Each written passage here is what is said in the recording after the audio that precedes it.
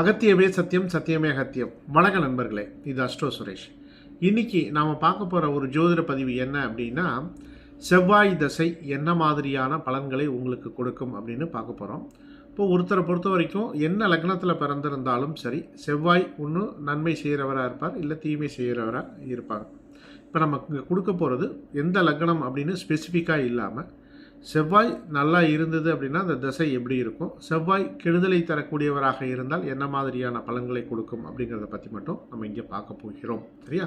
பொதுவாக அந்த செவ்வாய் தசை அப்படிங்கிறது ஒன்று வந்துருச்சு அப்படின்னாலே ஜாதகருக்கு ஏதோ ஒரு விதத்தில் ஒரு முரட்டு தைரியமாக கூட இருக்கலாம். தைரியம் வந்துடும், துணிவு, வேகம், முயற்சி, ஒரு போட்டி மனப்பான்மை, இது எல்லாமே ஏதோ ஒரு விதத்தில் நல்ல விஷயத்திலையோ கெட்ட விஷயத்திலையோ இந்த ஜாதகருக்கு செவ்வாய் கொடுக்க ஆரம்பித்து விடுவார். சரியா? ஆனால் இந்த செவ்வாயை கரெக்டாக சரி பண்ணால், அதாவது எளிமையான வழிபாடுகள் மூலமாக இதை சரி பண்ணால் கூட ரொம்ப நல்ல பலன்களை கொடுப்பதற்கான ஒரு வாய்ப்புகள் உண்டு அப்படின்னு எடுத்துக்கலாம். சரி, இப்போ ஒருத்தருக்கு செவ்வாய் நல்ல நிலைமையில் இருக்குது, அவருக்கு அந்த தசையானதோ இல்லை அந்த புத்தியாக வருது அப்படின்னா என்ன மாதிரியான பலன்களை கொடுப்பார் அப்படிங்கிறத பார்க்கலாம். ஃபஸ்ட்டு நன்மைகளை என்ன கொடுப்பார் அப்படின்னு பார்த்துடலாம். சரி, பொதுவாக ஜாதகருக்கு தைரியம் அதிகமாகும். சரிங்களா? ஒரு 30 வயசுக்கு மேலே ஒருத்தர் இருக்கார் அப்படின்னா சொத்து வாங்க வேண்டும் அப்படிங்கிற ஒரு எண்ணமானது இருக்கும். ஏதாவது வீடோ மனையோ ஏதாவது ஒரு வாங்குவதற்கான ஒரு சூழல்களை அது ஏற்படுத்தி கொடுக்கும். சரிங்களா? அது கடன்லாம் அடுத்தது, கடன் வாங்கி வாங்கிறதுக்கான ஒரு வாய்ப்புகள் எல்லாம் நம்ம அடுத்ததாக நம்ம பார்த்துக்கலாம். இப்போது சொத்து வாங்கிறதுக்கான ஒரு வாய்ப்புகளை மட்டுமே கொடுக்கும் அப்படின்னு நம்ம சொல்லிடலாம். சரியா? அடுத்தது வேலையில் வேகமானது அதிகரிக்கும். சரிங்களா? அவங்க வேலை செய்கிற அந்த வேகம் அதிகரிக்கும். அடுத்து போட்டிகளில் ஈடுபடக்கூடியவராக இருந்தால் வெற்றிகள் நிறைய கிடைக்கிறதுக்கான ஒரு வாய்ப்பு உண்டுங்க. கடினமான முடிவுகளையும் துணிந்து எடுக்கக்கூடிய ஒரு வாய்ப்புகள் இங்கே கிடைக்கும். தொழிலில் போட்டிகள் கொஞ்சம் அதிகமாகத்தான் இருக்கும். புதிய தொழில்களை தொடங்குவதற்கான ஒரு வாய்ப்புகளும் இங்கே கொடுக்கும். அதுக்கடுத்து எதிரிகளை சந்திக்கக்கூடிய வழிகள் ஜாதகருக்கு புலப்படும். சரிங்களா? எதிரிகள்கிட்ட வெற்றியும் கிடைப்பதற்கான வாய்ப்பு உண்டு. கொஞ்சம் அதிகப்படியான ரிஸ்க் எடுத்து முன்னேறக்கூடிய ஒரு வாய்ப்புகளை இது கொடுத்துரும். சரிங்களா? ஒரு அடுத்தவங்களை ஒரு டாமினேட் பண்ணுறதுக்கான ஒரு வாய்ப்புகளை அது மிக எளிதாக கொடுத்துவிடும். பொதுவாக நிலம், வீடு, வாகன யோகம் இது எல்லாமே கிடைப்பதற்கான ஒரு சூழல்களை இது ஏற்படுத்தி கொடுக்கும். விளையாட்டுத் துறையில் ஜாதகர் இருந்தாலோ அல்லது போலீஸ் சார்ந்த துறையிலையோ இராணுவம் சார்ந்த துறைகளில் இருந்தாலோ உயர் பதவிகள் கிடைப்பதற்கான ஒரு வாய்ப்புகளை அது கொடுக்கும். சரிங்களா? கடன் கட்டி முடிக்கணும் அப்படிங்கிற ஒரு பழக்கமானது உங்களுக்கு வரும். கெட்ட பழக்கம் ஏதாவது ஒன்று விடக்கூடிய ஒரு வாய்ப்புகள் இந்த இடத்துல கண்டிப்பாக உங்களுக்கு கிடைக்கும். என்னாலும் முடியும் அப்படிங்கிற ஒரு தைரியத்தை இந்த செவ்வாயானவர் உங்களுக்கு கொடுப்பார், செவ்வாய் நன்றாக இருக்கும் பட்சத்தில். சரி, இப்போ செவ்வாய் கெட்டு போய் ஒருத்தருக்கு இருக்குன்னு வச்சுங்களேன். பொதுவாக இந்த செவ்வாயை பொறுத்த வரைக்கும் எந்த இடத்துல இருந்தாலுமே சரிங்க, ஏதாவது ஒரு பிரச்சனையே இல்லாமல் நல்லதை மட்டுமே அவரால் செய்ய முடியாது.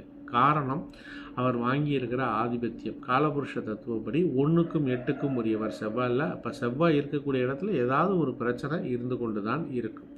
சரி, இப்போ செவ்வாய் கெட்டு போய் ஒருத்தருக்கு தசையோ புத்தியோ நடத்துது, என்ன கொடுப்பார் அப்படின்னா கோபம் சீக்கிரமாக இந்த தசையில் வந்துடுங்க, புத்தியில் வந்துடும். அவசர முடிவுகள் பிரச்சனைக்குள்ளாகும். அவசரமாக முடிவு எடுப்பார், யாரோடையும் ஒத்து போக மாட்டார், அடுத்தவங்க பேசுகிறத காது கொடுத்து கேட்க மாட்டார், அடுத்தவங்களுடைய மனசை புரிஞ்சுக்க மாட்டார். எதுவாக இருந்தாலும் சண்டை, வாக்குவாதம், இதைத்தான் அவர் செய்வார். பொதுவாக அந்த குடும்பமே ஒரு பதட்டத்தில் இருக்கிற மாதிரியான ஒரு சூழல்களையே ஏற்படுத்தி கொடுப்பார். வேலையை விட்டுட்டு வேறு இடத்துக்கு வேலைக்கு போகிற மாதிரியான சூழல்கள் இருக்கும். வேலை பார்க்குற இடத்துல சண்டை சச்சரவுகள் இருக்கலாம். நண்பர்களோட கருத்து வேறுபாடுகள் வரும். வண்டி வாகனம் விபத்து உள்ளாகுவதற்கான ஒரு வாய்ப்புகள் இருக்குது. சனியோடைய பார்வை இருந்தது அப்படின்னா கொஞ்சம் கவனமாக இருக்கணும். பிளட் ப்ரெஷர் ஏறுவதற்கான ஒரு வாய்ப்புகள் இருக்கும். வெட்டுக்காயம், அடிபடுறது இதெல்லாம் இருக்கும். அதாவது எதையாவது ஒன்று பேசிட்டு பின்னாடி வருத்தப்படுற அளவுக்கு ஒரு பிரச்சனைகள் வரும். குடும்பத்தாரோட பேச்சு இல்லை நண்பர்களோட எதையாவது ஒன்று பேசிடுறது, அது மாதிரி வந்துடும். செலவு கட்டுப்பாடு இல்லாமல் போகிறதுக்கு வாய்ப்பு உண்டு. என்ன தான் பிரச்சனைகள் வந்தாலும் அதை அவர் ஒத்துக்க மாட்டார். தான் செய்தது தவறு அப்படின்னு ஒத்துக்கவே மாட்டார். நான் செஞ்சது தான் சரி அப்படின்னு சொல்லக்கூடிய தன்மையில் அவர் இருப்பாருங்க. சட்ட பிரச்சனைகளை சந்திக்கக்கூடிய சூழல்களும் இருக்கலாம். கேது தொடர்பு ஏதாவது இருந்தது அப்படின்னா அந்த சட்ட பிரச்சனைகளை சந்திக்கக்கூடிய வாய்ப்புகள் இருக்கும். பொறுமையே இருக்காது. கடுமையான ஒரு வார்த்தைகளை இவர் பிரயோகம் பண்ணக்கூடிய ஒரு அமைப்பு இந்த காலகட்டத்தில் இருக்குங்க. சரியா? அவசரத்தால் நிறைய பிரச்சனைகளை சந்திக்கக்கூடியதாக இருக்கும். சரி, இப்போ நம்ம என்ன பண்ணலாம் அப்படின்னு வச்சுக்கலாம். ஏதாவது ஒரு இந்த செவ்வாய் அப்படிங்கிறது ஒரு உடம்புக்கு ஏதாவது ஒரு எப்படி சார் ஒரு பயிற்சி கொடுக்கறது.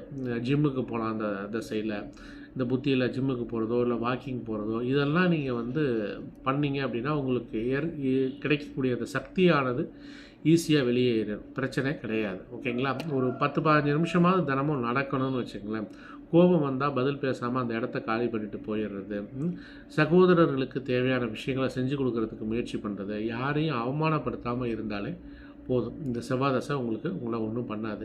சரி, வழிபாடு அப்படின்னா என்ன செய்யலாம் அப்படின்னா, உங்களுக்கு வழிபாட்டை பொறுத்த வரைக்கும் முருகனை கெட்டியாக பிடிச்சிக்கிறது இந்த காலகட்டத்தில் நல்லது. முருகன் கோயிலுக்கு செவ்வாய்க்கிழமையில் முருகன் கோயிலுக்கு போங்க, இல்லை அதே செவ்வாய்க்கிழமை இல்லை சனிக்கிழமைகளில் ஆஞ்சநேயர் கோயிலுக்கு போயிட்டு வர்றது உங்களை பொறுத்த வரைக்கும் நல்லதுங்க. இது ரெண்டும் தொடர்ந்து செஞ்சாலே போதும். சரியா?